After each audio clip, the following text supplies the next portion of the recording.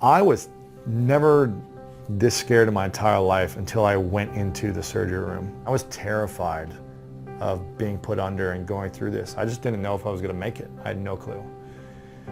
But I knew I needed surgery, and I got more terrified when they put the gown on me and then they put me on the bed and they started carting me into this room. And I remember the room opening, and it was like this big white room with a metal table.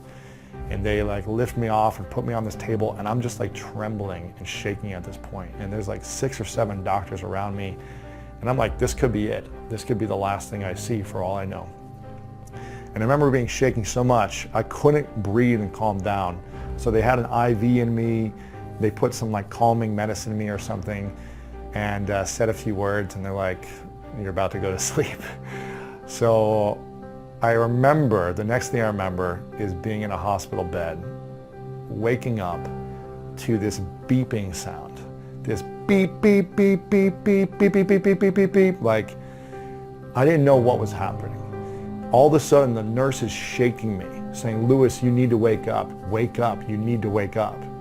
And I'm hearing this beeping, and I'm like, what is going on? Am I alive? Am I dead? I'm just like, I had morphine running through me. I had no clue what was happening. And it felt so good to go back to sleep. Like, I just wanted to sleep. And so I would relax. After a few minutes, she'd wake me up. I wouldn't open my eyes, but I was awake. And then I just kind of slowly want to go back to sleep. And she keeps shaking me. This happened for about an hour, where I'd fall asleep, this beeping sound would go off, I'd wake up scared, but I just wanted to sleep. And it wasn't until the moment they brought my girlfriend in at the time, where she came and she grabbed my hand and said, I'm here, I got you, when I started to feel at peace and I started to slowly wake up and open my eyes. But I just remember feeling terrified that this could be my last moments. And I had no clue what was going on. My grandfather passed away years ago, and I was close with him, but I felt like I had a great relationship and, great 25 years of life with him, where I don't feel like I missed out on something.